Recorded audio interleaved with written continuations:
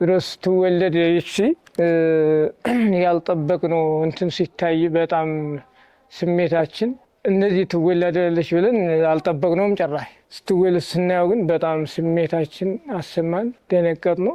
ለዛ ስንል መሰለኝ ትምህርት ቤት ራሱ ለመላክ በጣም ስሜታችን እያሰማን ትምህርት ቤት ጓደኞቸው ጋር እኩል እንዲያው ለመሆን እንዲያው ቢበቃን ብለን ዝሮ ሞክረናል።